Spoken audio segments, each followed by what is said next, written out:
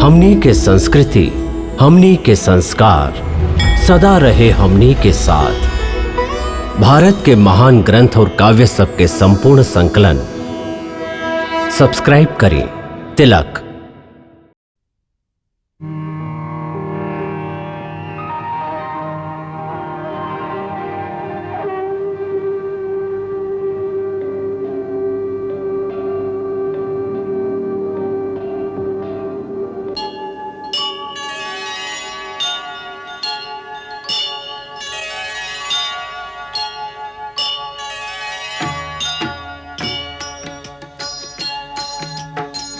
सीताराम चरित अति पावन, मधुर सरस अरु अति मन भावन।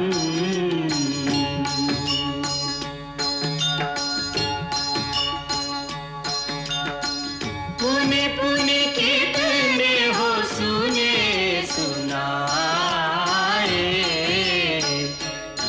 की प्यास बुझत न बुझाए।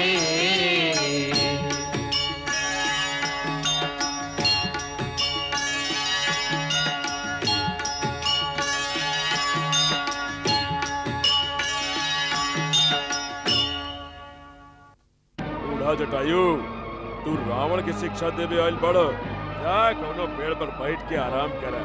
हमार रास्ता में मत आवा, कहीं हमरा क्रोध ना आ जाए।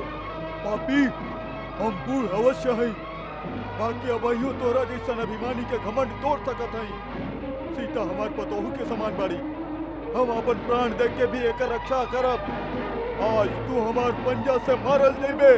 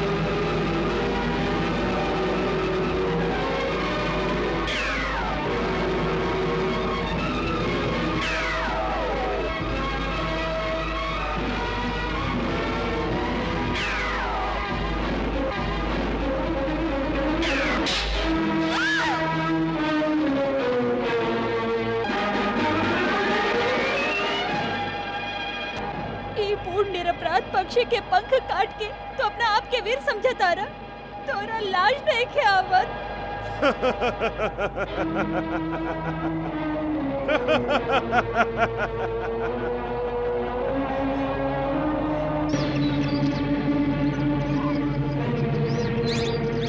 सीते, भाभी, भाभी, भाभी, भाभी, भाभी। लक्ष्मण, सीता अंदर देखी। हो सकेला नदी किनारे गल हुई है, बाकी वो अकेले तो कबो न जाली। हो सकेला बगीचा में फूल चुने गल हुई है। ठीक बा, तू नदी किनारे देखा, हम बगीचा में देखत हई।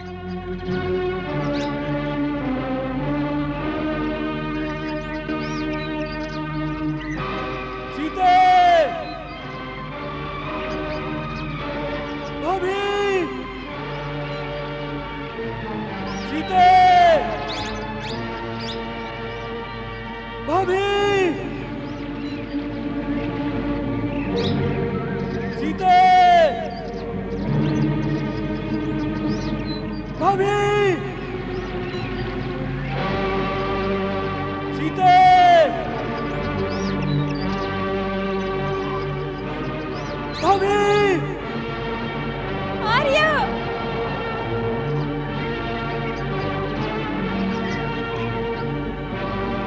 सीते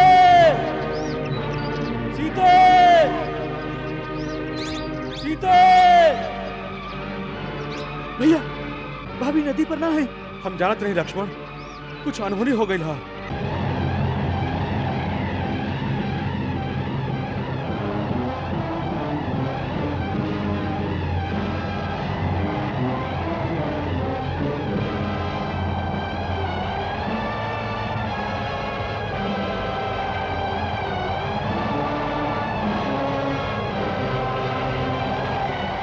हे वन के निवासी, जब हमार पति हमरा खोजे हुआ आए तो ये गहना उनका देखा दी हा और कह दी हा हमके रावण उठा के ले गई हा। एकरा से कोई फायदा ना हुई। जहुआ रावण तो के ले जा रहल बा, वो जगह के पता उनका के बताई। निर्लज, आपन उच्च कुल और आपन वीरता के बड़ा बड़ा डेग मारत रहला। का वीर पुरुष के इहे लक्षण होखेला? जब पति घर में ना होके तब ओकर पत्नी के चोर के लेखा के चोरा के ले जाए। एगो अकेली स्त्री पर आक्रमण कईल ही तोहार बड़का वीरता हा। हमार स्वामी तोहरा जैसन कायर और डरपोक नहीं थे। तो हमके आकाश पाताल कहीं भी लुका दा, हमार स्वामी हमार सहायता खातिर जरूर आई है। हमार राक्षसन के अलावा केकरो आज तक ये भी पता नहीं थे कि लंका बाग का हुआ।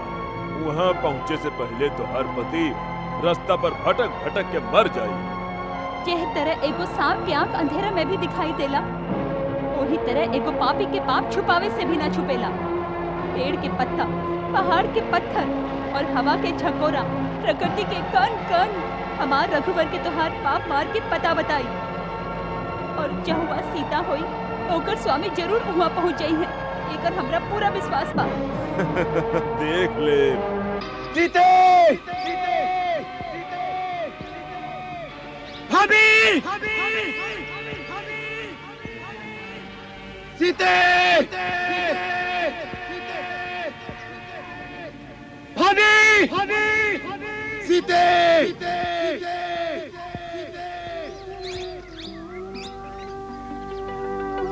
सीते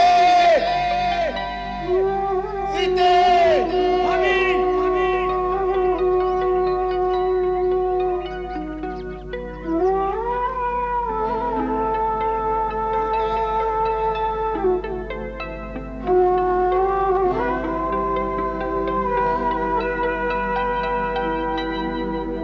आश्रम देख जानकी ही ना भय विकल जस प्राकृत दीना।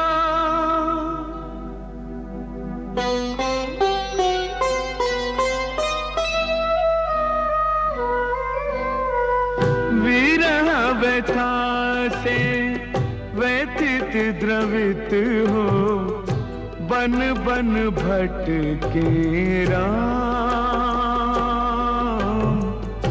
बन बन भटके राम।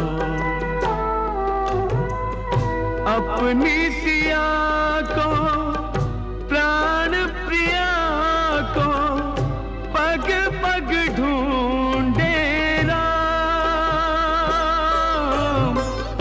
विरह व्यथा से व्यथित द्रवित हो बन बन भटके राम,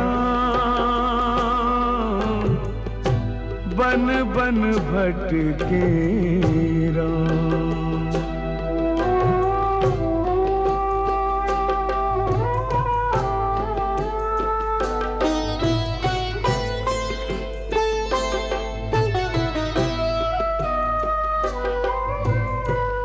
कुंजन माहिना सरिता तीरे विरह विकल रघुवीर अधीरे।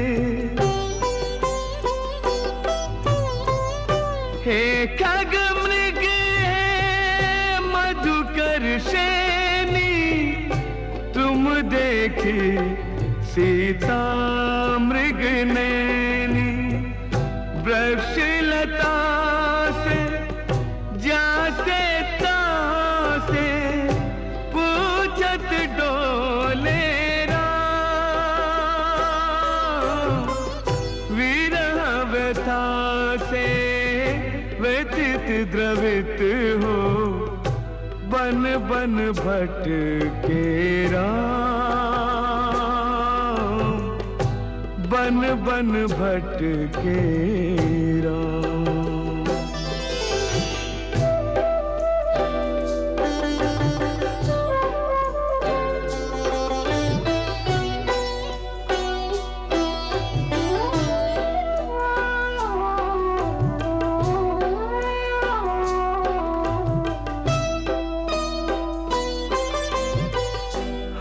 गुन खानी जानकी सीता रूपशील व्रत नेम पुनीता। प्राणाजी का घनिष्ठ स्नेही कबहु न दूर भई वैदेही। श्री हरि जो श्रीहीन सिया बिन ऐसे लागे राम। विरह व्यथा से व्यथित द्रवित हो बन बन भटके राम। बन बन भटके राम। अपनी सिया को प्राण प्रिया को पग पग ढूंढे राम। विरह व्यथा से व्यथित द्रवित हो बन बन भटके राम। बन बन भटके राम।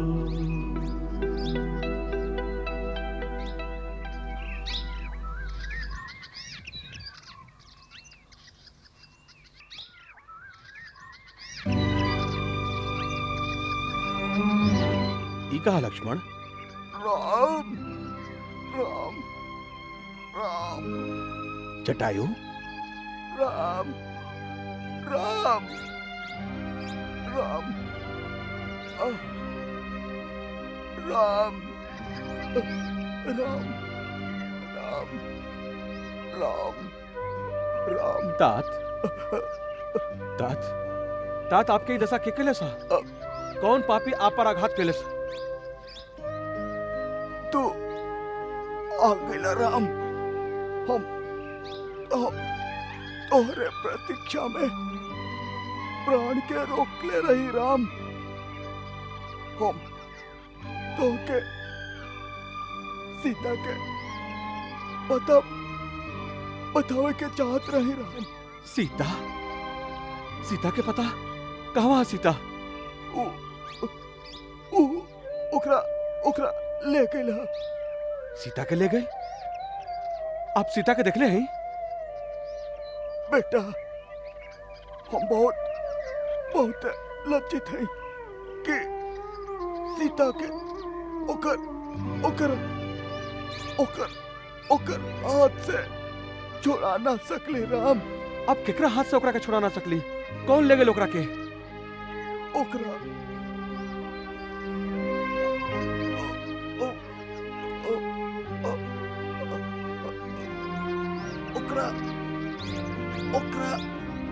पाप रावण अपन विमान में बैठा के आकाश मार्ग से ले गए राम।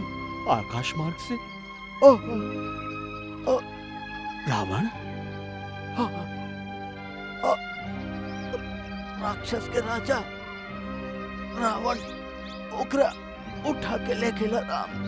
वो बेचारी चारों ओर सहायता खातिर पुकारत रहल।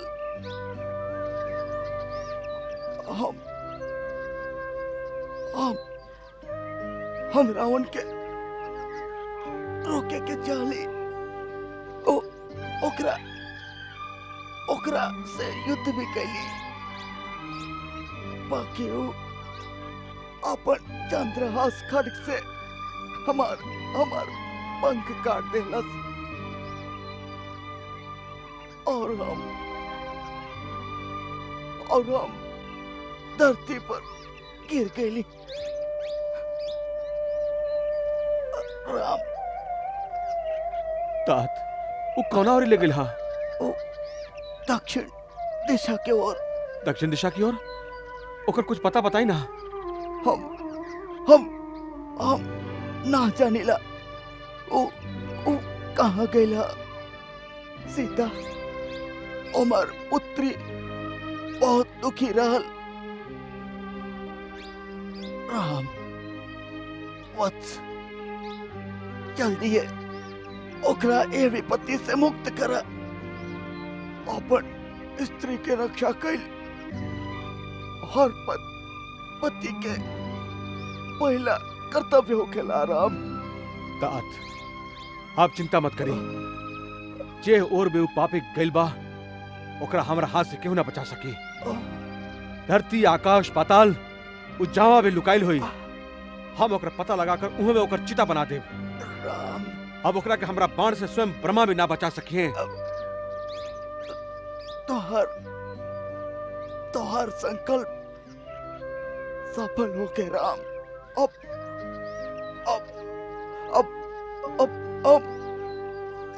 जाते ही अपन मित्र दशरथ के पास हमके आज्ञा धराम। हे महात्मन, आप हमरा खातिर अपन प्राण के बलिदान देले हैं। हम तीनों लोक में आपके ऋणी रहब। आप पतोह की तरह सीता की रक्षा के लिए हैं, हम एगो बेटा की तरह रावण से आपके हत्या के बदला लेब। तोहरा से ये आशा बा राम। हमारा आपसे एगो प्रार्थना है, जब आप परलोक में जाके महाराज दशरथ से मिली तब पिताजी के सीता हरण के ई बात कबो ना सुनाइब। हम आपके वचन देते हैं, यदि हम उनकर बेटा राम हैं तो रावण अपना कुटुंब सहित जल्दी उनका चरण में पहुंच के ये कहानी स्वयं उनका के सुनाई। भगवान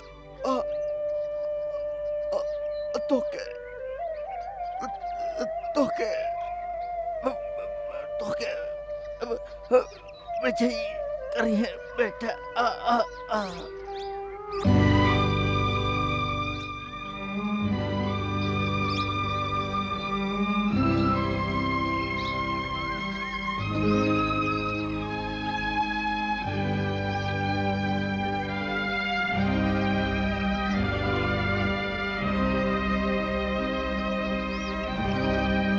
लक्ष्मण, वीर जटायु की तरह शरणागत के रक्षा करे वाला धर्मपरायण शूरवीर पशु पक्षी के योनि में भी मिलेलन। युद्ध में शत्रु के वीरता से सामना करत करत मरला पर एगो परम वीर की जो उत्तम गति प्राप्त होखेला उहे इनका के प्राप्त हुई। ये उत्तम लोक में जइहे। महाराज दशरथ की तरह ये हमरा खातिर पूजनीय और पिता समान बाड़न। ऐसे तू वन के लकड़ी जमा करा और हम एगो बेटा के तरह इनका दाह संस्कार स्वयं करब। जी आज्ञा भैया। अविरल भक्ति मांगी वर, गीत गायऊ हरिधाम।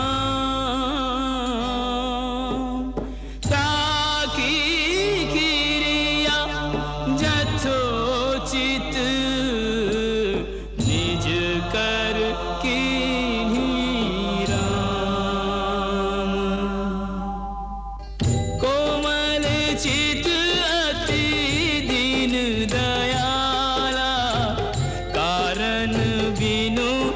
रघुनाथ कृपाला, कारण बिनु रघुनाथ कृपाला।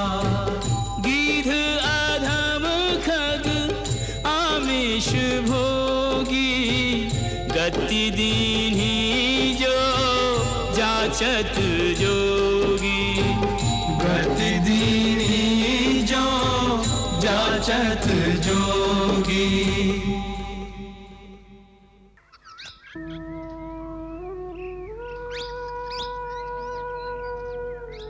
हे महात्मन, आपके उत्तम लोक के प्राप्ति होखे, आपके कल्याण होखे।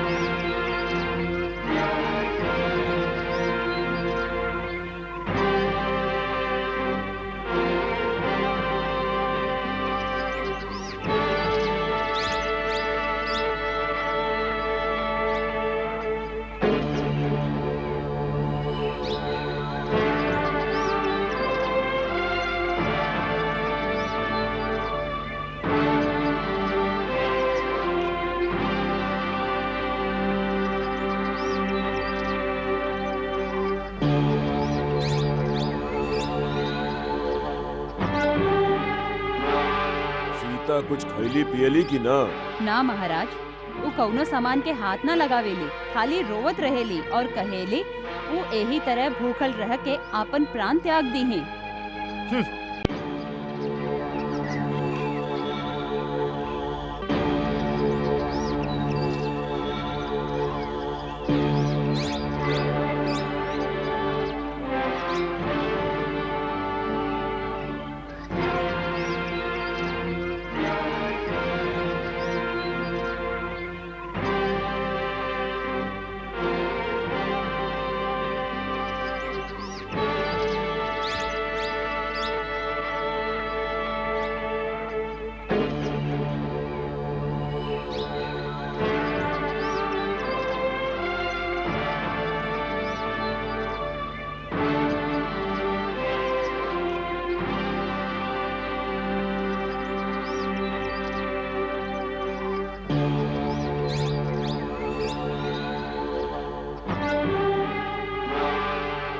कुछ खैली पियली की ना?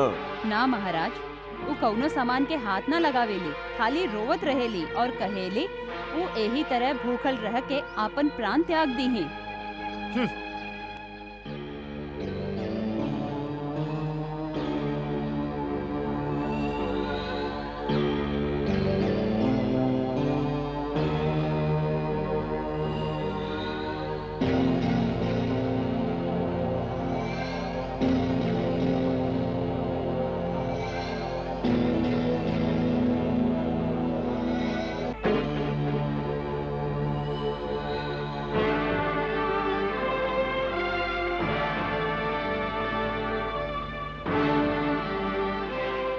ले हैं तू मरे चाहतारू, बाकी तो हर प्राण लेवे खातिर यमदूत तक का स्वयं यमराज भी हमारा आज्ञा के बिना इहवा ना आ सकेलन। तू तब्बे मरबू जब लंकेश्वर चाहिए। सुंदरी, तू बाबे ही ले रावण के शक्ति के ना पहचान लो। जौना शक्ति के तू घमंड कर रहल बाड़ो, उस शक्ति तो हार कर्म के चलते कलंकित और भ्रष्ट हो चुकल बा। ना खाली शक्ति, बल्कि उस शक्ति के वरदान देवे वाला ब्रह्मा और शिव के भी तोहार पाप कलंकित कर दिले बा। याद रखो, जब शक्ति भ्रष्ट हो जाए और ओकर देवता कलंकित, तो उस शक्ति में बल ना रहे। सत्य अकेले हो तब भी भ्रष्ट शक्तियन के अपार सेना ओकर सामने पराजित हो जाला। तो आज ले खाली देवता के हरेले बाड़ो, एगो पवित्र पतिव्रता नारी के सत्य बल से तोहार सामना ना भई। अहंकारी मूर्ख, तू पाप वृत्ति से एक बेर आपन पापी हाथ से हमार देह के स्पर्श कैले बाड़ा। इतना दोष तोहरे नाश खातिर बहुत बा। हमार सूरवीर और धर्मपरायण पति के विषैला बाण जरूरे तोहार समूल नाश कर दी। आपन राज्य से निकासल दर दर भटकत वो बनवासी भिखारी के आशा कैल छोड़ द। एगो अल्लड़ लड़की के लेखा एगो भिखारी के सपना मत देखा जे कबो संभव न हो सके। सपना देखा लंका के साम्राज्य बने के, जकरा साकार होखे में खाली तोरा हाँ कहे के देरी बा। तीनों लोक के सुंदरी अपन हृदय में ई सपना संजोगले बैठल रहेले। बाकी तू कितना भाग्यशालिनी बाड़ू सीता कि स्वयं त्रिलोक विजयी रावण तोहरा सामने प्रेम के भीख मांगत ठाड़ बा। जे माथा तीनों लोक में कबो केहू के आगे न झुकल, वो माथा तुहार चरण में झुकल बा। तुहार एक हाँ कहला भर से तू है अपार वैभव, असंख्य राक्षसी सेना, लंका के दैव दुर्लभ संपत्ति और स्वयं लंकेश्वर रावण के हृदय के स्वामिनी हो जाइबू। वैभव, शक्ति, संपत्ति के मोह में आकर जे स्त्री आपन प्रतिव्रत धर्म के भुला जाए, एह से बढ़ के अधर्म और कौनो ना हो सकेला। हमरा खातिर ऊ हमार वनवासी वीर ही तीनों लोग के संपत्ति से ज्यादा मूल्यवान बाड़न। ऊ महान सिंह पुरुष के सामने तो हमरा एगो कायर, तुच्छ, सियार लागत आर, जे चोर के जैसे आके एगो असहाय अबला के छल से उठा ले आयला। धिक्कार बा तोहरा पर, तोहार ऐश्वर्य और वैभव पर, तोहरा जन्म देवे वाली माता पर, तोहार पुरखन पर, तोहार कुल पर धिक्कार बा। एक बार ना 1000 बार धिक्कार बा। इतना घमंड अपन पतिव्रत धर्म के, हमें घमंड के आज यही क्षण तोड़ दे। तोहार सुंदरता अपन काम बाण से हमके घायल कर देने रहे। ऐसे सच्चा प्रेमी के तरह हम तोहरा से प्रेम के भीख मांगत रही। बाकी तू यह आदर के योग्य नहीं खो। लंका में लंकापति के इच्छा यदि केहू स्वेच्छा से ना पूरा करेला तो लंकापति स्वयं अपन बल से अपन इच्छा पूरा कर जानेला। आज तो के हम लंकापति के पत्नी बने के सौभाग्य जरूर प्रदान करब। उठा, चला हमरा साथे। सावधान पापी, एह दीवार के पार करे के साहस मत करी हो।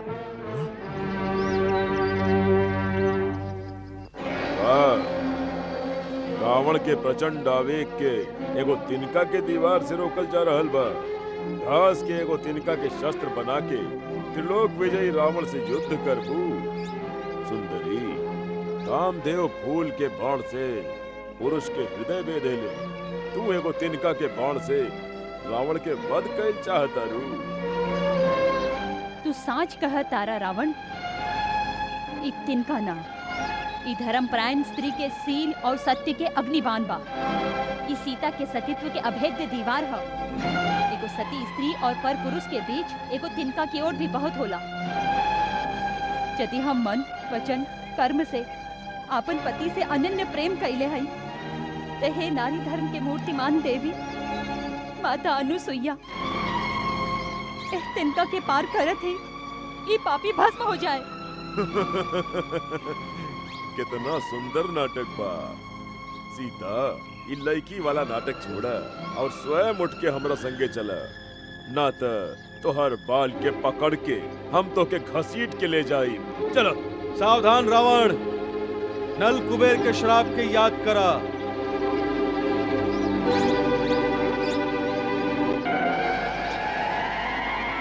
तू हमार धर्म पत्नी के साथे बलात्कार कैले बारे। हम श्राप देत हई, यदि तू कोनो पर स्त्री के साथे ओकर इच्छा के विरुद्ध ओकर शील भंग कैले तो तोहार सिर के 7 टुकड़ा हो जाई।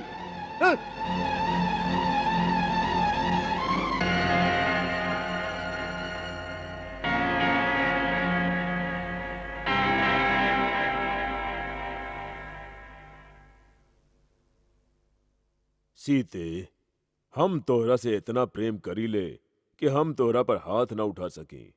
फिर जेकरा लंका के साम्राज्य बनावे के बा ओकरा अपन दास दासी के सामने अपमानित न कर सकी। आज न त काल तोहके हमार बात माने के ही पड़ी। ऐसे आज हम तोहके छोड़ देत हई और 1 बरस के समय देत हई। स्वयं प्रसन्नता से हमार अंतःपुर में आ जाइह, ना तो हमार रसोइया सवेरा के कलेवा तैयार करे खातिर तोहार शरीर के टुकड़ा टुकड़ा कर दी है। तू लोग सावधानी से सीता के रक्षा कर। केहू भी पुरुष या स्त्री हमारा आज्ञा के बिना सीता से मिल न पाए। इनका मोती, माणिक, स्वर्ण, वस्त्र, आभूषण जौना वस्तु के इच्छा होखे वो तुरंत दिहल जाए। ये हमार विशेष आज्ञा है। सीता तोहार होखे वाली महारानी हई। ऐसे जे केहू भी जान बूझ के या अनजाने में भी विदेह कुमारी से अप्रिय वचन कही तो हम समझब ओकरा अपन प्राण प्यारा नहीं थे।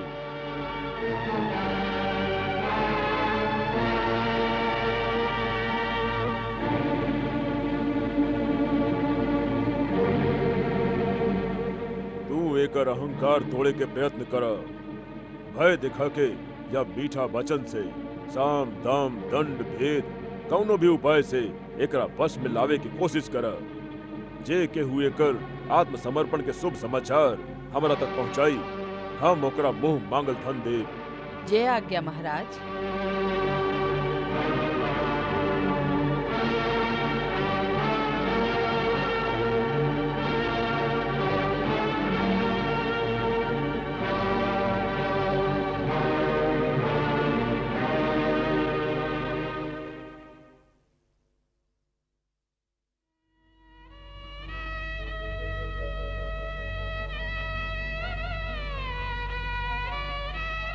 अरे बनवासनी, तोहार भरतार का महाराज रावण से अधिक छैला, सजीला और धनवान बा। अरे बोल, मुंह खोल, का कमी बा हमार लंका के राजा में? अरे लोक, परलोक, यक्ष, नाग, नर नारी और सुंदर राजकुमारी सभे लंका के राजा रावण के रनवास में आवे खातिर तरसेली।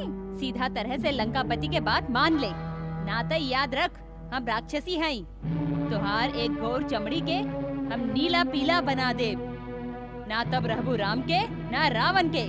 का समझ लो? अरे कत्यायनी, करियठी, कलमुही इस तरह से सताबे से इस सीधा रास्ता पर ना आई। जा तू सब जाके आराम करा, हम समझावत हैं ये अभागिन के। जा सब जा।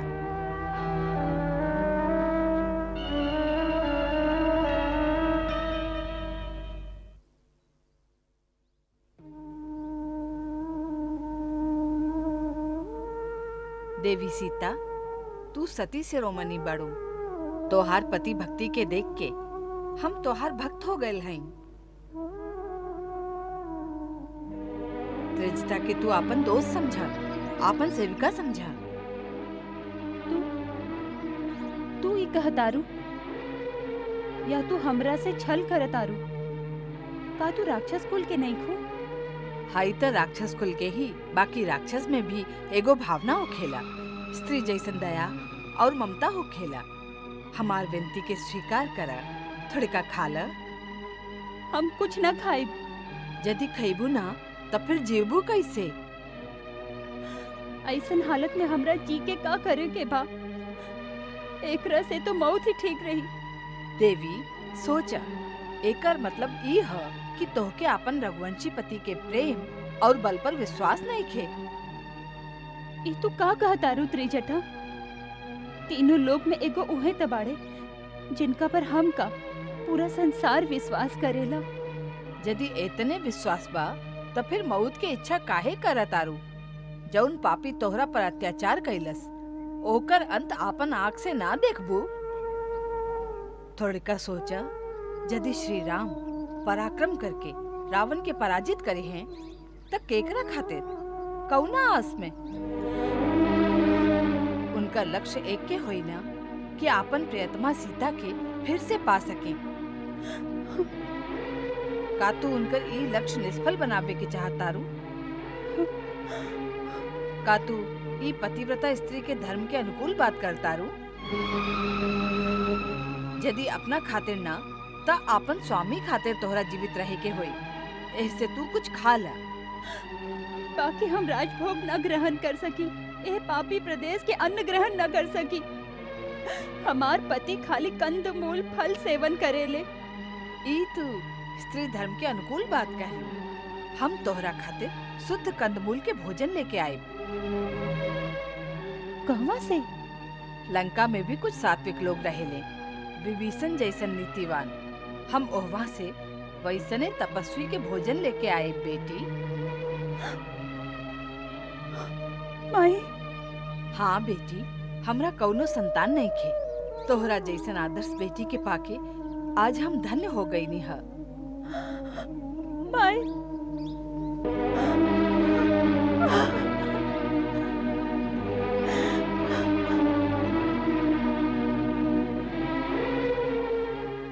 भैरवी, ई नया वस्त्र अशोक वाटिका में राजरानी सीता के दे आव। सीता खातिर आप ओकरा आपन नया वस्त्र भेंट करब? हाँ भैरवी, वो बेचारी जब से आयल हई उहे वस्त्र पहनले बाड़ी। उनकर वस्त्र मैल हो गईल हुई। वो एगो बड़ा साम्राज्य के राजरानी हई। उनका उनकर योग्य सम्मान में लेके चाहिए। बाकी महारानी जी, आपके उनका पर इतना दया दिखावे के का जरूरत बा? महाराज जे तरह से उन पर मोहित हो रहल बाड़न, ओकरा से त लागता कि एक दिन वो आपके सौते ही बन जाई हैं। वो सऊत बनी है या ना, एकर हमके चिंता नहीं खे। इस समय वो लंका के राजमहल में हई, अकेले हई और एगो स्त्री हई। ऐसे हमरा उनका एगो विशेष अतिथि के मान देवे के चाहिए। एगो सभ्य गृहिणी के यह कर्तव्य है कि घर में आयल स्त्री के जरूरत के ध्यान रखे। बाकी महारानी जी, ज्यादा तर्क करे की जरूरत नहीं खे। जा, उनका ये वस्त्र हमरा ओरी से भेंट करा और उनका ये भी आश्वासन देहा, यदि उनका और कौनो चीज के जरूरत होके तब बिना कौनो संकोच के हमरा संदेश भेज सकेली। जा।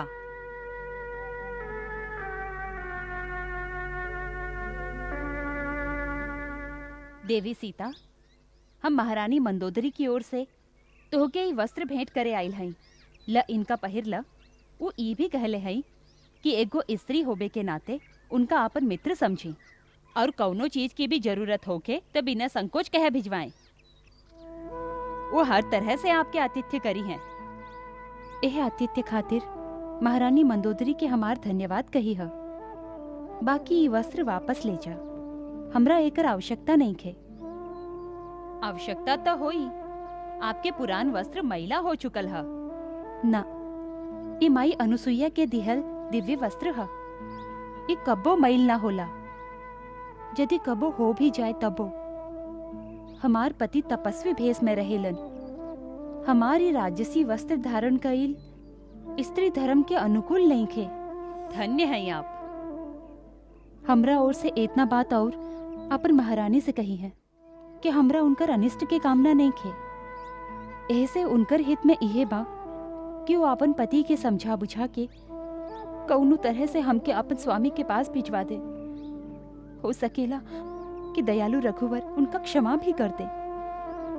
नाता हमार वीर पति और हमार देवर के पैना बांध से लंका के सर्वनाश निश्चित बा।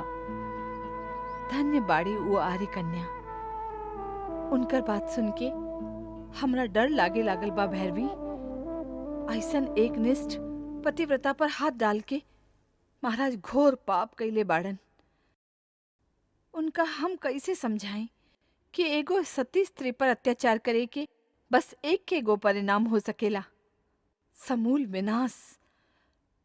हे कैलाशनाथ, हमार पति के रक्षा करी, उनका सद्बुद्धि दीही। महाराज के जय हो। महाराज,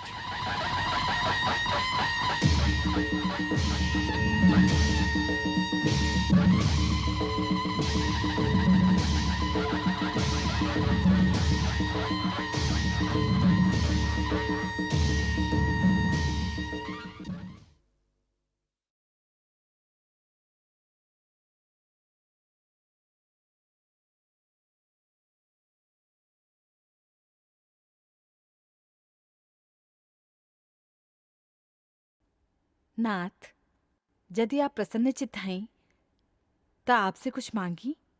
कह, रावण के महारानी के कौन वस्तु के अभाव बा जे ओकरा कुछ मांगे के आवश्यकता पड़ गई? बोला, का चाहिए? सीता। हाँ? सीता? हम कुछ समझ ली ना। स्वामी, सीता लंका खातिर अमंगल बाड़ी। आपके कीर्ति पर एगो कलंक बाड़ी।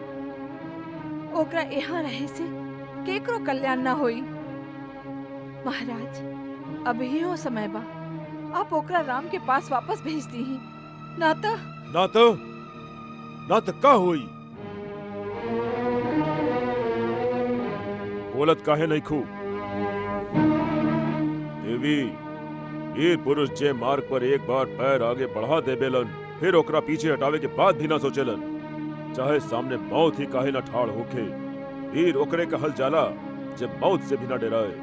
यदि तो के हमार यश और कीर्ति के सचमुच चिंता बा तो हम के ऐसन काम करे खातिर मत कह जेकर फल खाली अपजस और निंदा ही होखे। रावण के पत्नी और परम वीर मेघनाद के माई के ऐसे डराइल शोभा नहीं खे देत।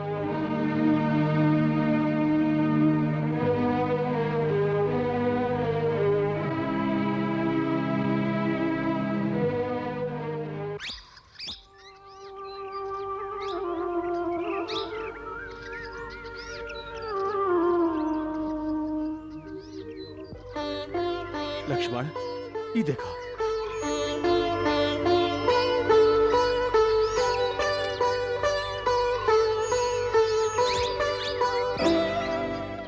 लक्ष्मण, ये देखा, ये सीता का चूड़ी हा। वो जरूर एहर से गईली हा।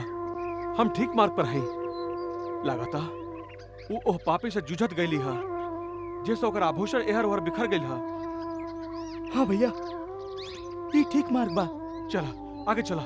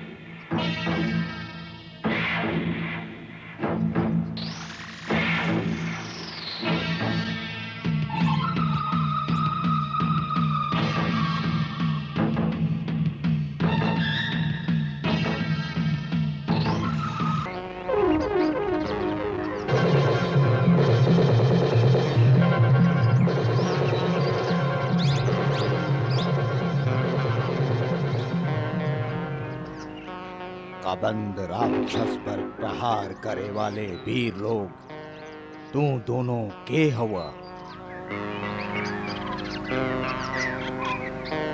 सच सच बतावा, काहे कि संसार में खाली दूगो ही वीर ऐसन बाड़न जे हमार बाह काट सकेलन। ऐसन कौन वीर बाड़न?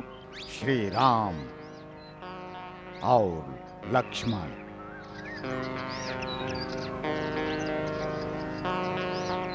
तू राक्षस होके राम और लक्ष्मण के कैसे जानेला? हम असल में राक्षस ना हैं। एक ऋषि स्थूल शिरा के श्राप से हम राक्षस बन गई और उहे कहले रहले जब श्री राम आपन भाई के संगे आपन पत्नी के खोजत खोजत यहाँ आई हैं ता उहे तुहार विशाल भुजा काट के आपन हाथ से तुहारे शरीर के अग्नि में भस्म कर दी हैं। तब तू श्राप से मुक्त हो जाइबा। यदि तू उहे राम बाड़ा ता सच सच बतावा। हमके तुहार पत्नी के बारे में एगो महत्वपूर्ण सूचना भी तो के देवे के बा। हम ही राम है भाई। हमरे पत्नी के बारे में जरूरी सूचना का हा? हमके तो इतना ही मालूम है कि रावण नाम के राक्षस हमार पत्नी के हरण करके ले गई हा। बाकी वो कहाँ रहेला, कैसन ओकर प्रभाव हा, ये हम ना जाने ले। यदि तू जानेला तो कृपा करके ओकरा बारे में हमके पूरा जानकारी दा। अभी ना दे सकीले। हमारी राक्षसी शरीर श्राप जनित बा। ऋषि के श्राप से हमार सुंदर शरीर के साथे हमार दिव्य ज्ञान और विज्ञान दोनों लुप्त हो गई बा। यदि आप हमके गड्ढा में डाल के हमारे शरीर के जरा देव, तबे हम अपन असली गंधर्व रूप में आ जाई। बाकी हम तोहके जीते कैसे जला दी? हे राघव, एहमें तोहके कोनो दोष ना लगी।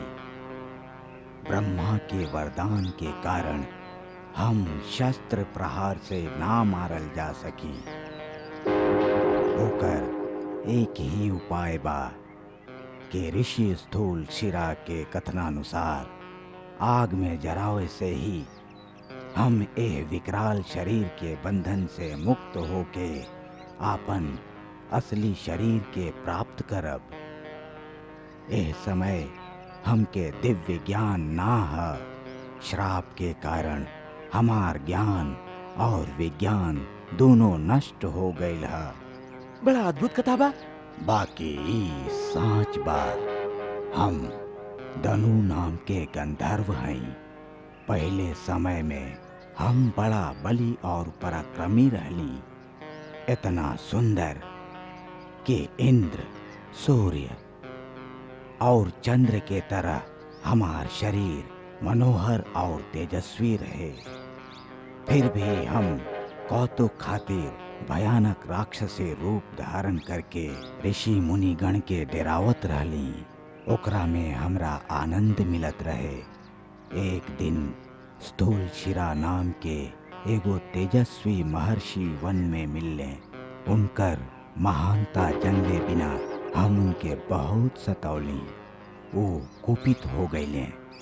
वही समय जल हाथ में लेके और अग्नि के साक्षी बना के वो हमके श्राप देले। हम तो के श्राप देते हैं कि भयानक रूप ही सदा खातिर तुम्हारा असली रूप बन जाए और तू राक्षसी वृत्ति से ही जिया। हम उनकर चरण पकड़ लेली, विनती कैली कि यह श्राप से मुक्त होके के उपाय बता दी। तब वो कहले, हमार श्राप विफल ना हो सकेला। बाकी हम तोहरा पर दया करके बतावत हैं। जब श्री रामचंद्र लक्ष्मण से वहां आई है तब वो तुहार दोनों विशाल भुजा काट के यदि अपन हाथ से शरीर के दाह संस्कार करिए तब फिर से तो के सुंदर रूप और दिव्य ज्ञान प्राप्त हो जाई। एक बार हमार इंद्र से युद्ध भइल। लंबा जीवन के वरदान प्राप्त होके के कारण वो हमरा मार त ना सकलन। बाकी इंद्र के वज्र प्रहार से हमार सिर और दोनों पैर हमार कबंध में घुस गए। तब से हमार शरीर खाली कबंध मात्र रह गईल है और हम आपन लंबा लंबा हाथ से वन के पशु पक्षी के पकड़ के खा ले ता हे राम हमरा पर कृपा करी, हमके ए शरीर से मुक्त करी। सूर्य अस्त होखे से पहले ही हमरा कोनो गड्ढा में डाल के हमार दाह संस्कार कर दी, तब हम एगो ऐसन महापुरुष के पता आपके बताई जे आपके सहायता करी हैं। अच्छा बात है लक्ष्मण, एगो गड्ढा खोद के चिता का तैयारी करा। जय आज्ञा भैया।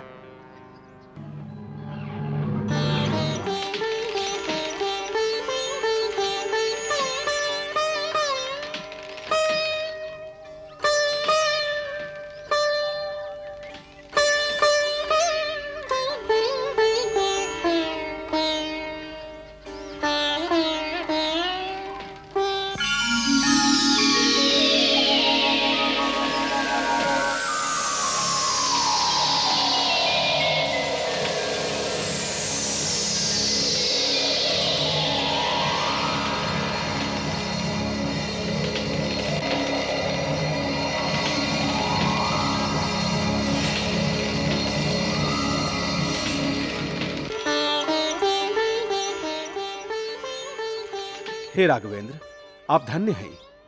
आपके करुणामय दृष्टि के कारण हम पहले के तरह अपन सुंदर शरीर फिर से प्राप्त कर ले। अब हम अपन दिव्य ज्ञान से जे देख सकीले उ सुनावत हैं। रावण देवता के कोषाध्यक्ष महागंधर्व कुबेर के छोट भाई है, पुलस ब्रह्म के पोता और ऋषि विसर्वा के बेटा है। ब्रह्मा से वरदान पाके वो दिग्विजयी हो गई है। वो दानव मतलब पहले देवता के राजा है, उहे आपके पत्नी के लेके दक्षिण दिशा में गई है। जहां वो गई है वहां तक हमार दृष्टि ना जा सकेला, बाकी हम जे देख रहा हैं वो बतावत हैं। दक्षिण की ओरी जाए पर आपके एगो परमवीर बानर के राजा सुग्रीव मिली हैं। उनका से आपके मित्रता हुई। वो सीता जी के खोज में आपके सहायता करी हैं। सुग्रीव एह समय ऋषिमुख पर्वत पर रहेलन। आप जल्दी उनका पास जाएं और उनका से मित्रता करें। हम देख रहे हैं कि अंत में आप रावण पर विजय पाइब। बाकी ऋषिमुख पर्वत तक जाए के कौन रास्ता बा? आप पश्चिम दिशा में होके दक्षिण प्रदेश के कई गो पर्वत और नदी के पार करके पंपा सरोवर नाम के एगो सुंदर सरोवर पर पहुंचब। वहां महामुनि मतंग के आश्रम है। उनकर तपोबल के प्रभाव से वो आश्रम के पास जात ही प्राणी में हिंसा के सब वृत्ति नष्ट हो जाला। मतंग मुनि तो ना रहली, बाकी उनकर एगो परम शिष्या महातपस्विनी सबरी अब्बो वहां रहली। वो अपन गुरु के आज्ञा अनुसार आपके आवे के बाट जो रहल है। वो आपके भगवान मान के हर दिन आपके पूजा करीली। जब आप उनका से मिलब तो वो आपके महाबली सुग्रीव तक पहुंचे के आगे के मार्ग बताई हैं। हे राम, आप शोक मत करिए, आप जरूर विजयी होखब। अब हमके आज्ञा दी।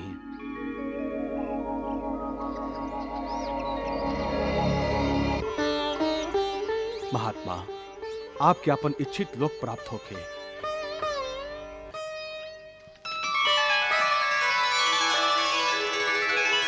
भिलनी परम तपस्विनी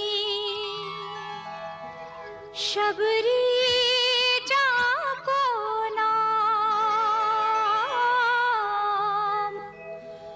गुरुमतंग कह कर गए तो ही मिलेंगे राम।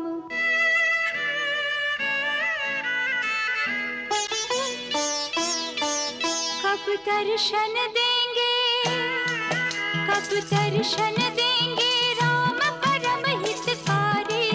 कब दर्शन देंगे राम दीन हितकारी। रास्ता देखत शबरी की उम्र गई सारी।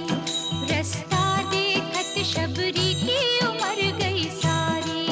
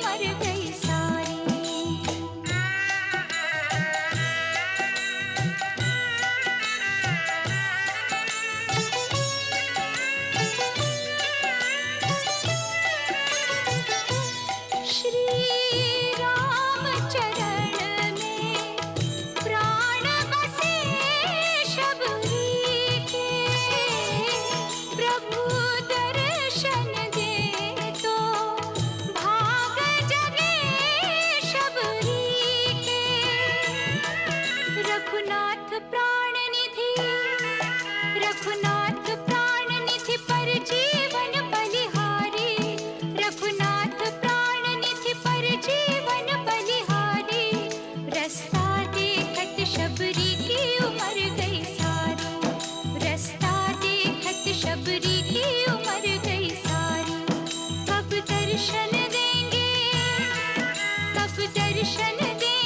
राम परम हितकारी कब दर्शन देंगे राम दीन हितकारी रास्ता देखत शबरी की उम्र गई सारी रास्ता देखत शबरी की उम्र गई सारी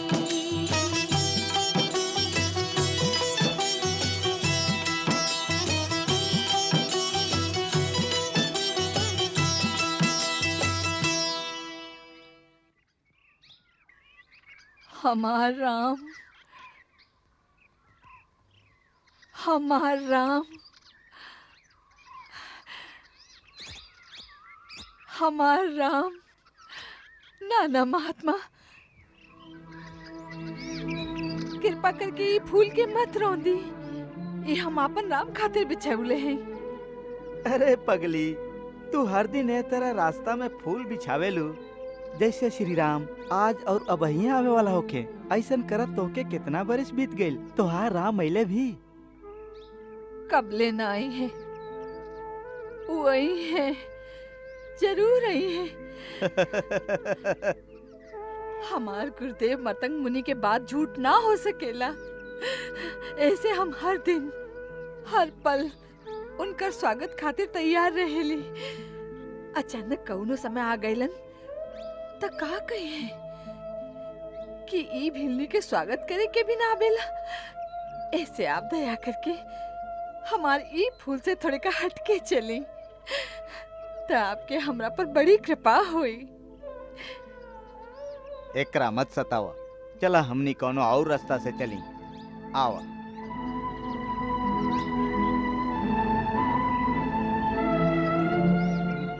राम, हमरा तो कबो कबो ऐसा लगेला जैसे ही भिलनी पागल हो गई लोग हो सकेला। बाकी ये भी मत भूला कि भक्ति और पागलपन में ज्यादा अंतर ना होखेला। सांसारिक दृष्टि से देखा तो भक्त पागले जैसा दिखाई देवेला। शबरी महातपस्विनी है और उनका सिद्धि प्राप्त बा। बाकी उनका में सिद्धि के अहंकार तनिको ना। यही एगो सच्चा भक्त के निशानी बा। जी गुरुदेव।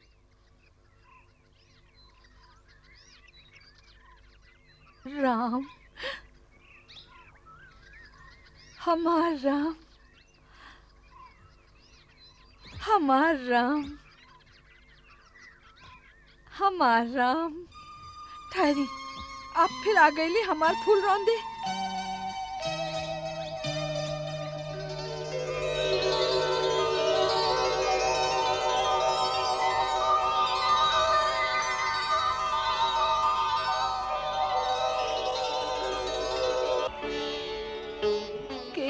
आप?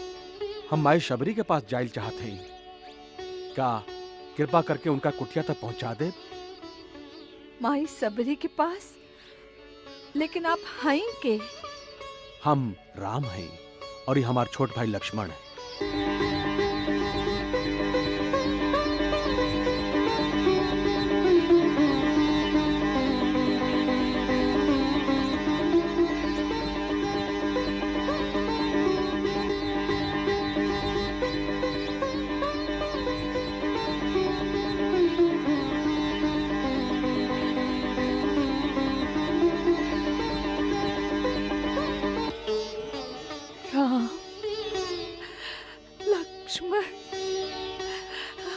आप आ गए प्रभु, आप आ गए शबरी की कुटिया में। हम जन्मती आपके पहचान ना पैली प्रभु, हमके क्षमा कर दी प्रभु, हमके क्षमा कर दी,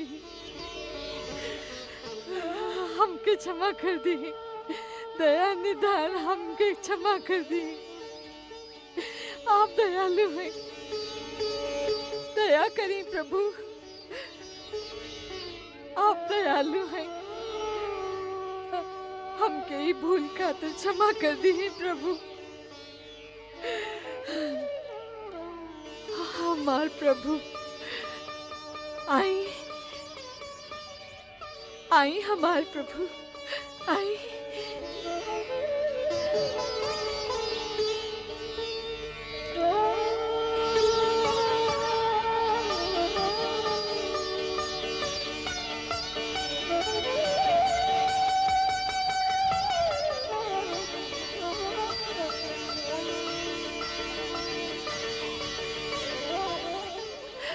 पधारी प्रभु, पधारी, पधारी प्रभु, आई। आपके चरण कमल के धूरी से आज हमार कुटिया पवित्र हो गई प्रभु। आई, विराजी हमार प्रभु, विराजी, विराजी, विराजी, विराजी। हम आपके चरण पखारत हैं।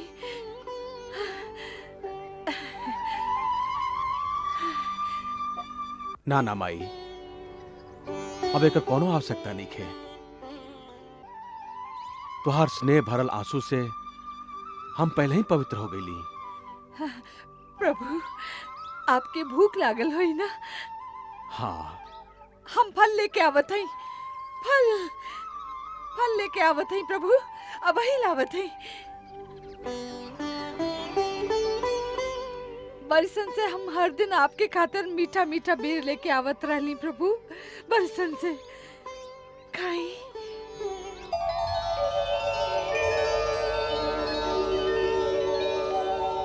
खाई प्रभु, बहुत मीठा है, हम चख चख के रख ले हई।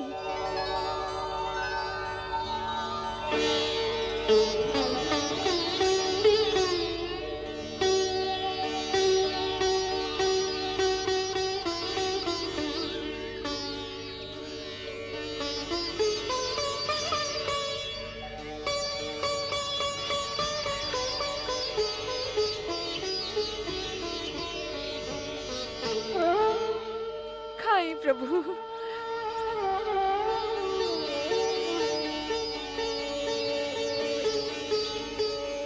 लक्ष्मण खा।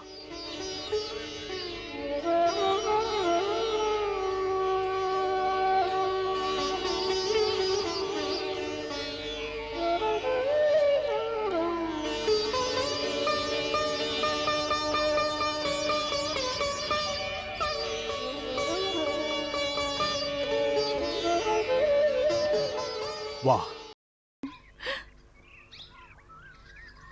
हमार राम, हमार राम, हमार राम। ठहरी, आप फिर आ गईली हमार फूल रौंदे।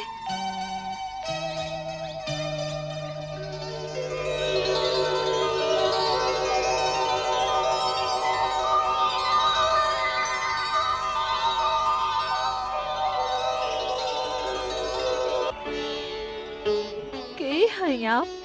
हम माई शबरी के पास जाइल चाहते हैं, क्या कृपा करके उनका कुटिया तक पहुंचा दे? माई शबरी के पास? लेकिन आप हैं के? हम राम हैं और ये हमार छोट भाई लक्ष्मण है।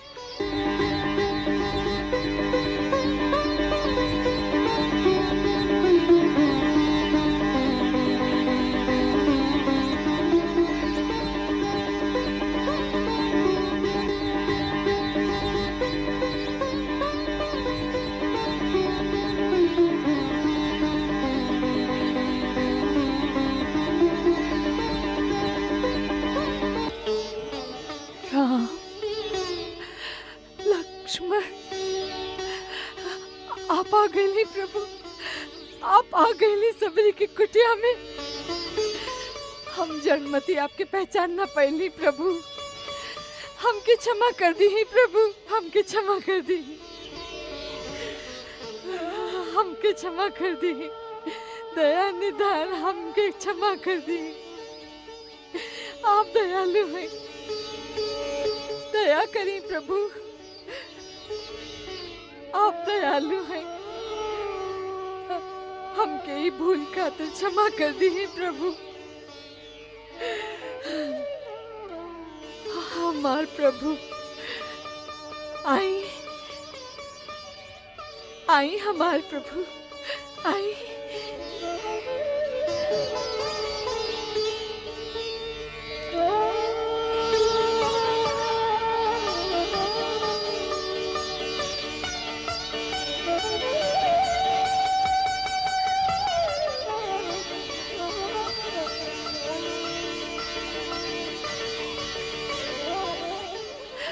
पधारी प्रभु, पधारी पधारी प्रभु, आई।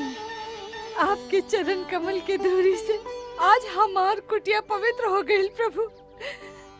आई विराजी हमार प्रभु, विराजी विराजी विराजी विराजी। हम आपके चरण पखारत हैं।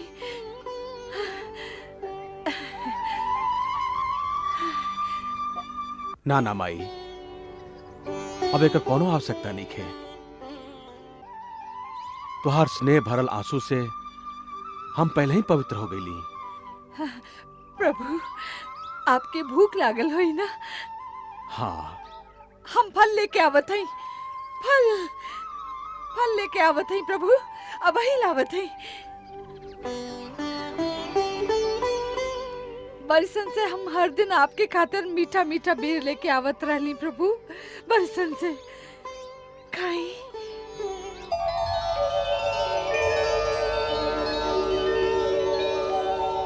खाई प्रभु, बहुत मीठा है। हम चख चख के रख ले हई।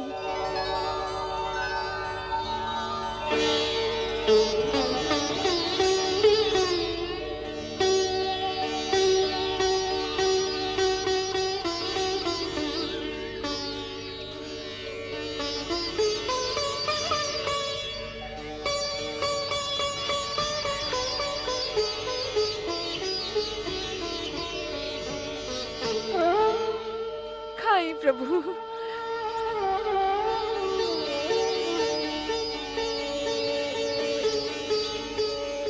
लक्ष्मण खा।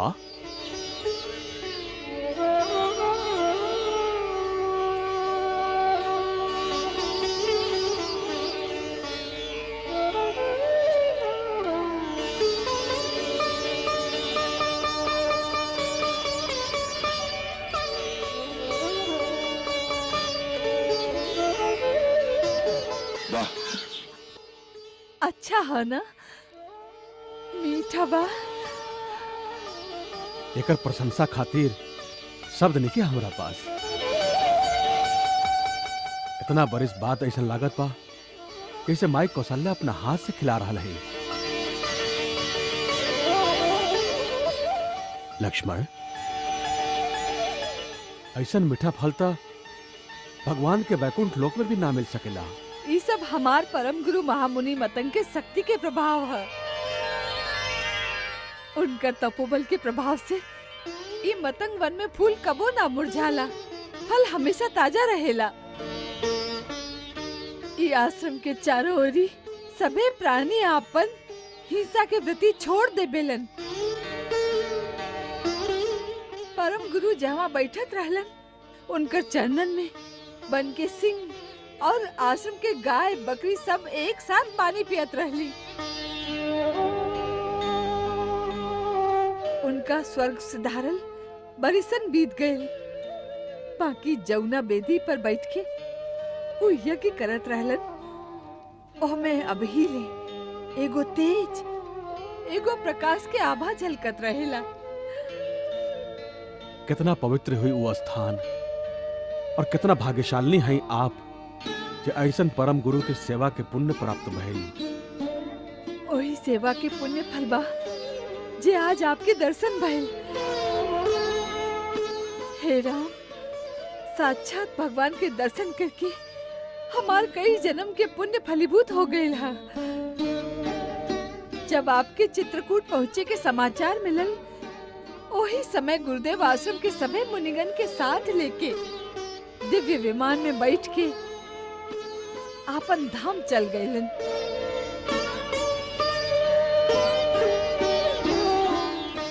हमरा में भक्ति भाव के प्रधानता देख के वो विशेष कृपा के कारण हमरा यही कुटिया में रहे के आदेश दे के कहलन कि एक दिन श्री राम लक्ष्मण के संगे यह आश्रम में आके तोहार अतिथि बने हैं। उनकर दर्शन मात्र से तू अपन भक्ति के चरम फल पा जाइबू। ओकरा बाद तू हमरा पास आ जाइह। वहाँ के हमरा आवे के भान रहे? हाँ प्रभु, वो कहले रहे कि श्री राम अपन पत्नी के खोज में एवा आई हैं। तू उनका महाबली सुग्रीव के पास पहुँचे के मार्ग बता के कहिया कि वो सुग्रीव से मित्रता करके रावण पर जरूर विजय पाई हैं और सीता सहित आनंद पूर्वक अयोध्या गई हैं। ये होनी निश्चित बा प्रभु। आपसे दनु नाम के गंधर्व जे कुछ कहले बा हम ओकर समर्थन करत हई। आप ही समाचार सुना के जैसे अपन परम गुरु के आशीर्वाद हमरा तक पहुंचा दिले। अब कृपा करके ये बताएं कि हम महाबली सुग्रीव तक कैसे पहुंचे?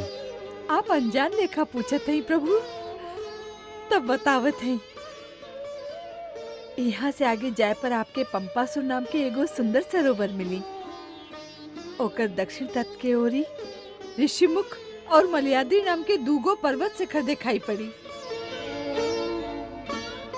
सुग्रीव आपन 4 गो मंत्री के साथे उहे रहेलन, जेकरा में हनुमान नाम के आपके एगो चिरपरिचित भक्त भी बाड़न प्रभु।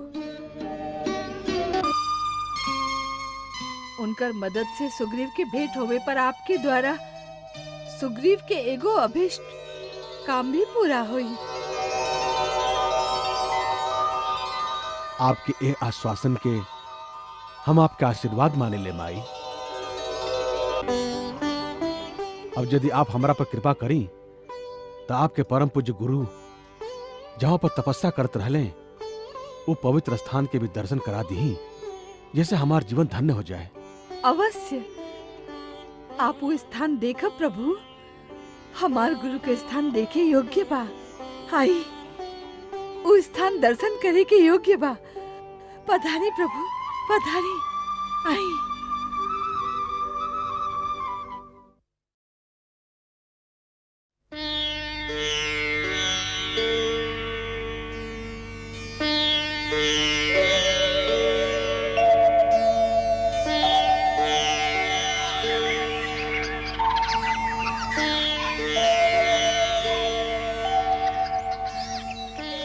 देखा लक्ष्मण, जब एगो मनुष्य स्वार्थ के सीमा के लांग के परमार्थ के भूमि में तपस्या करेला तो ओकर शक्ति में कितना तेज होखेला।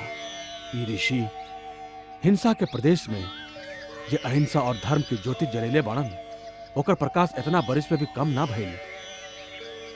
महामुनि, आप जहां भी हैं हमके आशीर्वाद दी कि हम अपन कर्तव्य और परमार्थ के रास्ता पर दृढ़ विश्वास के साथ आगे बढ़ी।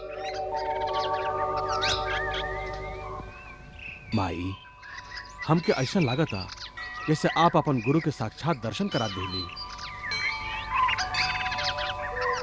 आपके धन्यवाद शब्द में ना हो सकेला। अब हमके जाए की आज्ञा दी। आज्ञा तो सबसे पहले आपके हमके देवे के होई राघवेंद्र, और ओकरा से भी पहले आपन भक्ति और ओकर ज्ञान हमके देवे के होई। माई, हम तो खाली इतने जानी ले कि भगवान के पास जाति पाति, ज्ञान, धर्म, कुल, गुण और चतुराई के कोनो मोल नहीं खे। वो तो खाली एगो भक्ति के नाता के ही सच्चा नाता माने ले। फिर आप तो स्वयं परम सिद्ध और भक्ति के पराकाष्ठा हैं। हम आपके क्या ज्ञान दे सकीले? ना प्रभु, हमार गुरुदेव के यह आदेश रहल कि हम आपके श्री चरणन की सेवा से मुक्ति और आपके श्री मुख से भक्ति के ज्ञान पाए। हे श्री राम, हमके नीच कुल में उत्पन्न ये शरीर छोड़े के आज्ञा देवे से पहले हमके भक्ति के ज्ञान प्रदान करी प्रभु। माई, हम जब अपन गुरुजन से नवधा भक्ति के महिमा सुनले हैं, वह अपन हृदय से कहत हैं। आप भी हृदय से ही धारण करें। नवधा भगत कहूँ तो ही पाही, सावधान सुन धरु मन माही। प्रथम भगति संतन कर संगा, दूसरी रति प्रभु कथा प्रसंगा। गुरुपद पंकज सेवा, तीसरी भगति अमान। चौथी भगति प्रभु गुणगन, करई कपट तजगान। मंत्र जाप प्रभु दृढ़ विश्वासा, पंचम भजन सुवेद प्रकाशा। छठदम शील बिरति बहु कर्मा, निरत निरंतर सज्जन धर्मा। सातम सम हरि भय नग देखा, हरिते संत अधिक करि लेखा। आठम जथा लाभ संतोषा, सपने हूँ नहीं देखई पर दोषा। नवम सरल सब सन छलहीना, हरि भरोस हिय हर्ष न दीना। नवधा भगति सबरी कह दीनी, सादर सबरी शीस धर लीनी।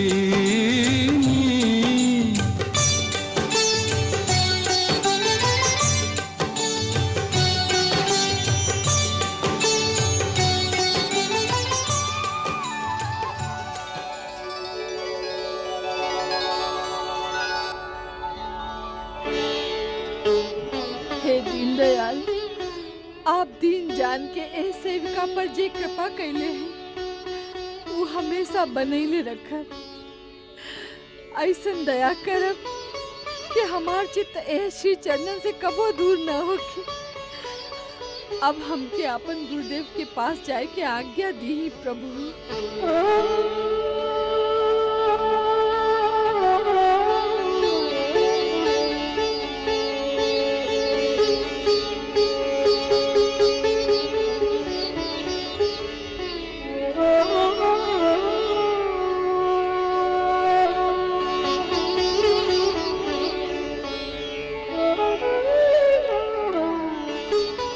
माई, आपके मार्ग भक्ति के ज्योति से प्रकाशवान होखे।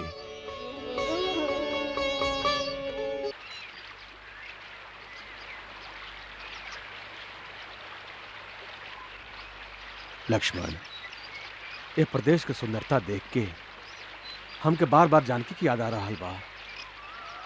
ऐसा दृश्य ओकरा मन के बहुत भावत रहे, बाकी आज न जाने वो कौना हालत में हुई, कहाँ सोचत हुई। भाभी भी आपके बारे में ही सोचत हुई है। उनका अपना से अधिक आपके चिंता हुई। हाँ लक्ष्मण, ओकरा पूरा विश्वास हुई कि हम ओकरा के जरूर खोज लेब। यही भरोसा पर तो वो जीवित हुई ने लक्ष्मण। हाँ भैया, वो एगो वीर आर्य कन्या है। कितना भी दुख आ जाए, बाकी वो विचलित ना हुई है। भगवान करस ऐसा नहीं होखे। हमार राजा के बात सीधा तरह से मान ले। का कमी बा हमार लंकेश्वर में? अरे सुनतारी की ना बोल ना। तू महाराजा धीराज रावण के बात मान ले, ना तब मार मार के तोहार टुकड़ा टुकड़ा कर दे। समझ ली? बोल मनबी के ना मनबी? अरे कुछ तो बोल। ये ऐसे ना मानी, एकरा माया से डेरावा। मायावती, तू एकरा अपन माया से भ्रमित कर दे। देखा हम एकरा कैसे सीधा रास्ता पर लावत हैं। हमार लंकेश्वर के बात मान ले, न तो मार मार के टुकड़ा टुकड़ा कर दे। समझ ली? काहे आपन दुश्मन बनतारू?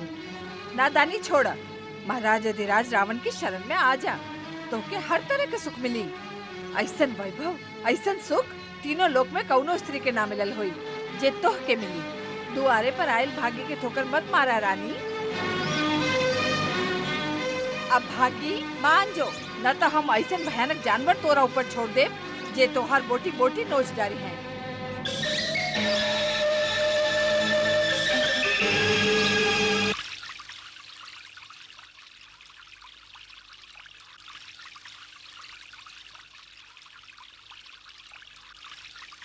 महाराज के जय होखे।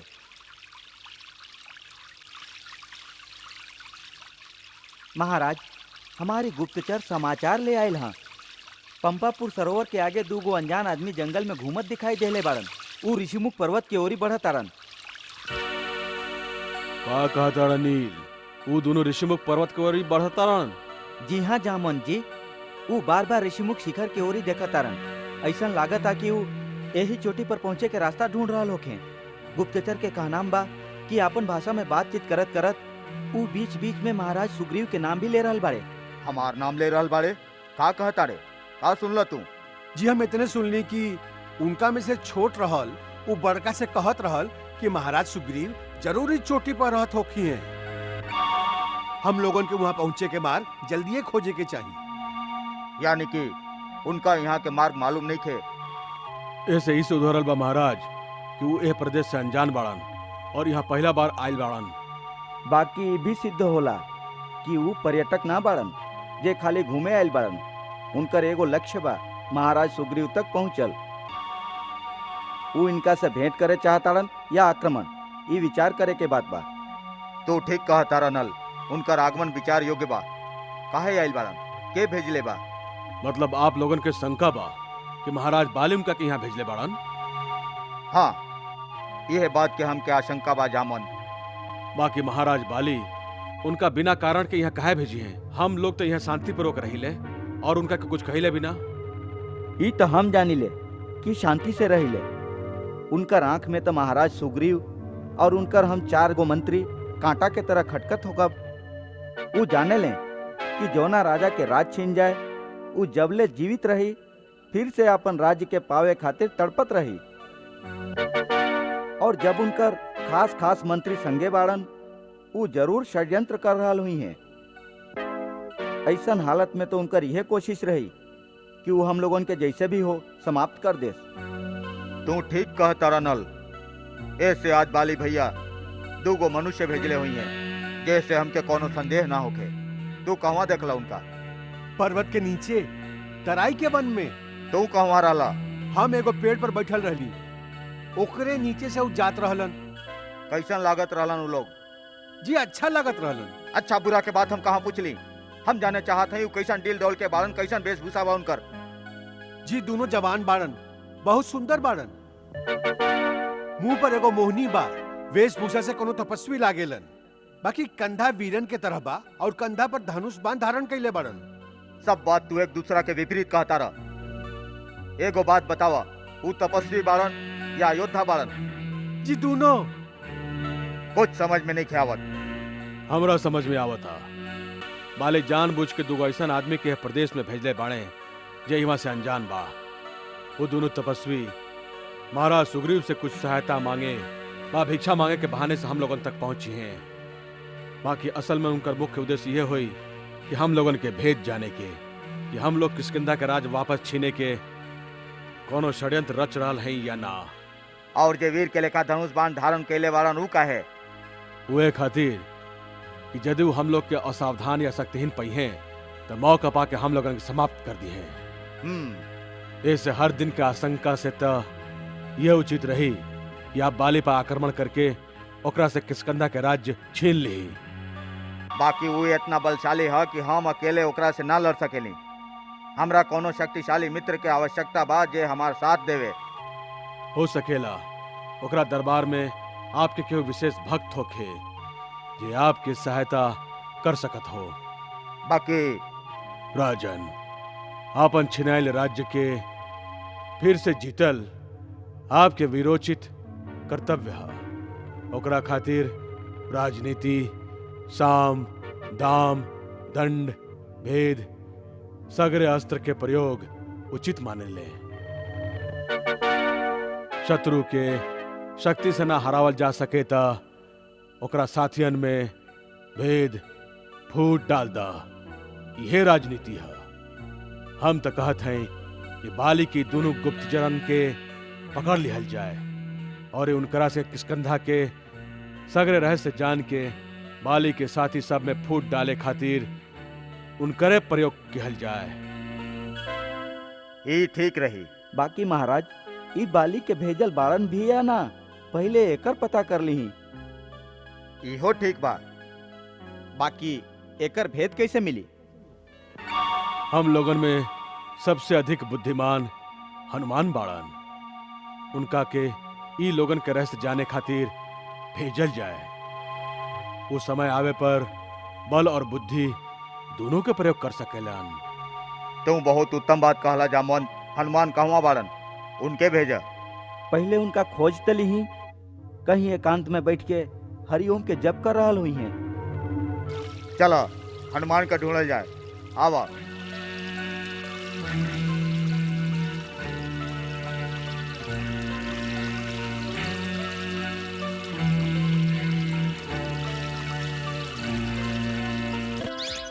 हनुमान हनुमान हनुमान हनुमान हनुमान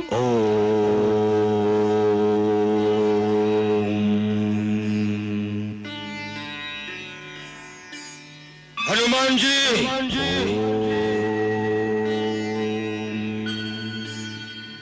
हनुमान जी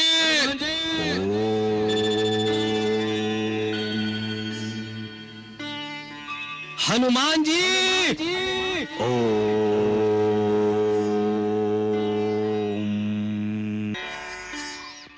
हनुमान, आपके साधना भंग कैनी, एकरा खातिर क्षमा करी हे महावीर। महाराज सुग्रीव आपके कोनो आवश्यक काम खातिर बुलौले हैं। महाराज सुग्रीव बुलौले हैं? जी, हम खुदे आ गए। महाराज प्रणाम। महाराज सुखी रहा। आप काहे कष्ट कैली? आपके खातिर एगो बहुत महत्वपूर्ण कार्य निश्चित कल गईल बा, ओकरा में देरी हानिकारक हो सकेला। ऐसन का काम आ गई है? हनुमान, ऋषिमुख पर्वत के नीचे तराई के वन में दो लोग मनुष्य के रूप में घूम रहल बाड़े। तपस्वी वेश और वीर जैसन बाना बा। कुछ संदेह हो रहल बा कि उ बाली के भेजल गुप्तचर बाड़न। हम पांचों के मौका पाके समाप्त करे खातिर आइल बाड़न। तू हम सब में बलवान बाड़ा, ऐसे तू जाके उनका पकड़ ला और हमरा सामने ले आवा, फिर हम बाली के विरुद्ध उनकर प्रयोग करब। खाली संदेह के चलते पकड़ ली? ई कहाँ के बुद्धिमानी बा? उ शत्रु बा कि मित्र? पहले एकर निर्णय कर लेवे के चाहिए। एकर निर्णय भी तू ही कर सकेला। जामोन ठीक कहेलन कि तू बल और बुद्धि में हम लोग से बढ़ के बलवान बाड़ा। तू कोनो छद्म रूप धारण करके उनका पास जा और पता कर कि वो के बाड़न, कौना काम से आयल बाड़न। जैसन अवसर देखिया, बुद्धि अथवा बल के प्रयोग करके तू उनका अपन वश में करिया। यदि वो तुहार वश से बाहर होखे या कोनो भय देखिया, हमके गुप्त संकेत कर दिया। हम वही समय ऋषिमुख पर्वत के गुफा के त्याग के कोनो सुरक्षित स्थान पर भाग जाए। महाराज, आपके सेवक के होठ आपके भागे की आवश्यकता पड़े तो हनुमान के जीवन के का लाभ? आप निश्चिंत रहिए। यदि उस शत्रु पक्ष के बाड़न तो जे भी होके, देव, असुर, किन्नर, गंधर्व या मनुष्य, हमरा जीते जी वो आपके कौनो हानि ना पहुंचा सकेलन। हमके आज्ञा दी महाराज।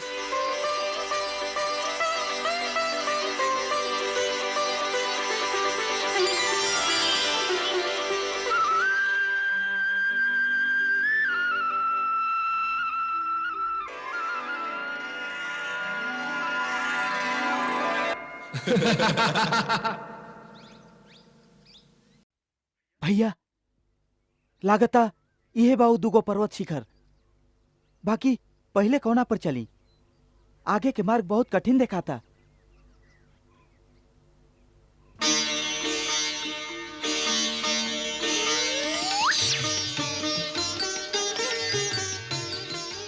वो देखा लक्ष्मण, सामने से केहू आ रहल बा।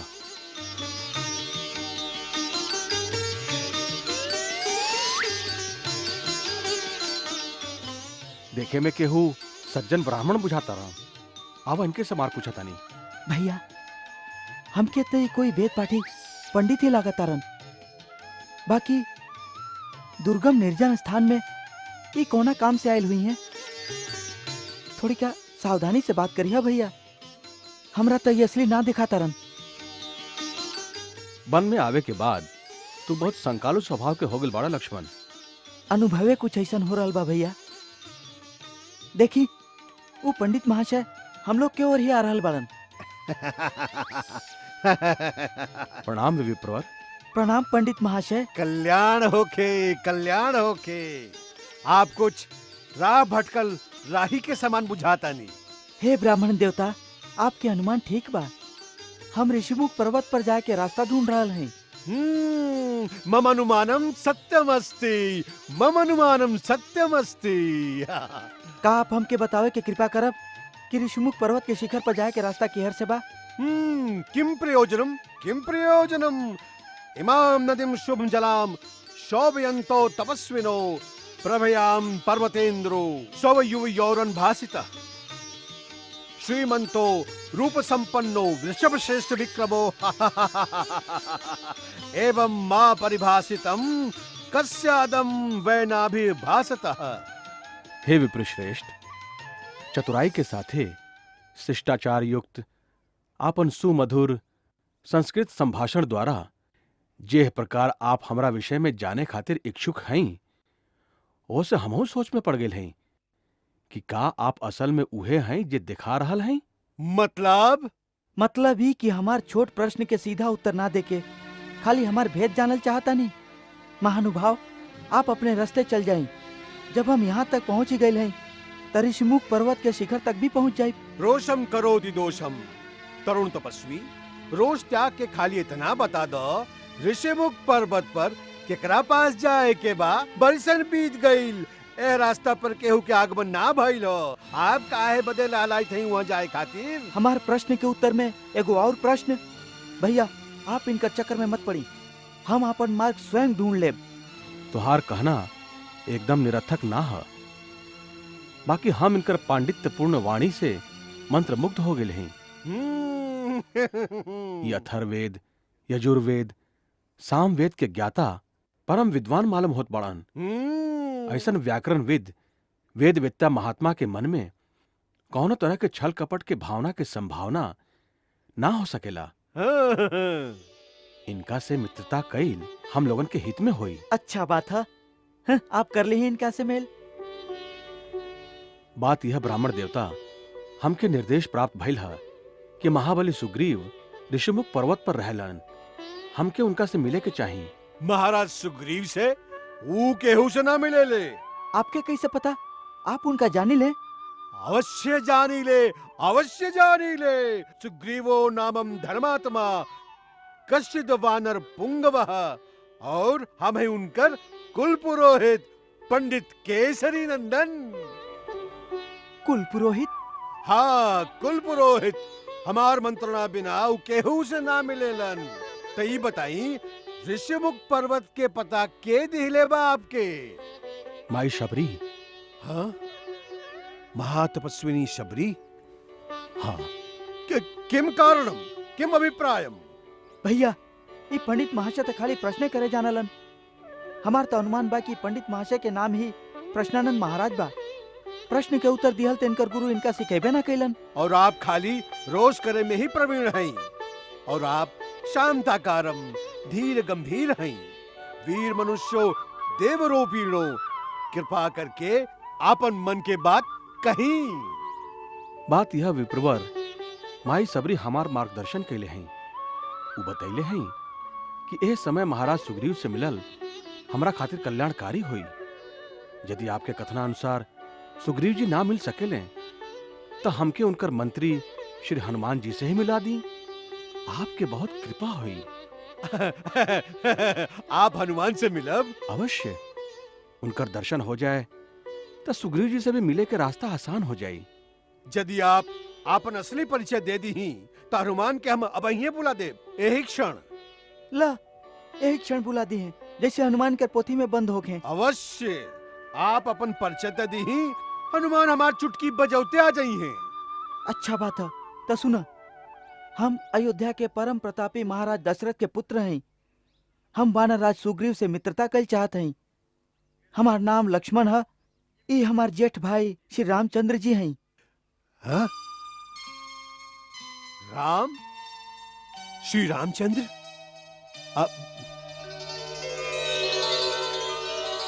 आप स्वयं हैं? हाँ भाई, स्वयं श्री राम जी ये हैं।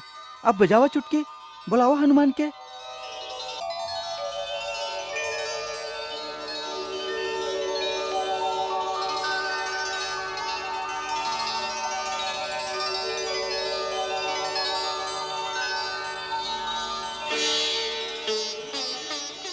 श्री राम, ई का कर रहे हैं आप?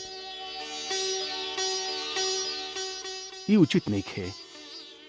एक तो हम आपके द्वारे पर कुछ मांगे आयल हैं, दूसर आप ब्राह्मण के रूप में हैं, महाराज सुग्रीव के कुल पुरोहित। तीनों प्रकार से आप पूजनीय हैं विप्रवर। फिर आप हमार चरण काहे छू रहल हैं? हमके पाप लगी। स्वामी के चरण छुअल पाप ना होखेला प्रभु। बाकी हम आपके स्वामी ना हैं। आपके स्वामी तो महाराज सुग्रीव बाणन। स्वामी के मित्र भी स्वामी ही होखेला प्रभु। ऐसे आप हमार स्वामी हैं, वंदनीय हैं। आप सेवक के उठा के अपन गला से लगा लीजिए, ये आपके महानता बा। ऐसन दयालु स्वामी खातिर तो सेवक के प्राण भी न्यौछावर कर देवे के चाहिए। इतना मीठा मीठा बात करता है पंडित महाशय, बाकी अभी ले अपन पहचान ना हो के दिला। यह कुशल गुप्तचर के निशानी बा। लक्ष्मण भैया, अब गुप्त कह रह गई, सगरे भ्रम दूर हो गई। खाली मन में इतने दुख रह गई कि हम तो जड़मती वानर ठहर ली। प्रभु के पहचाने में देर हो गई, किंतु श्री राम तो सर्वज्ञ बाड़न। ई अपन अनादि भक्त हनुमान के पहचाने में इतना देरी काहे कैले? हनुमान? तू हनुमान हुआ? हाँ भैया, हम ही चिर सेवक वह हनुमान है।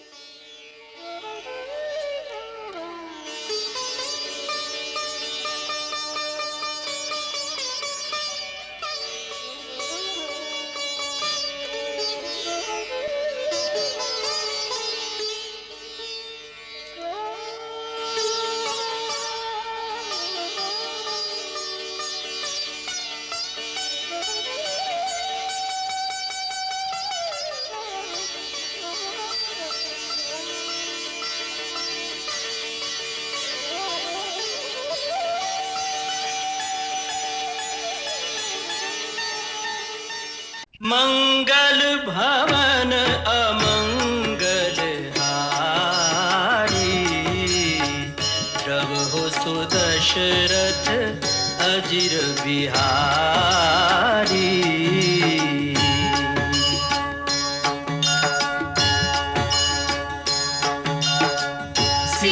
सीताराम चरित अति पावन, मधुर सरस अरु अति मन भावन।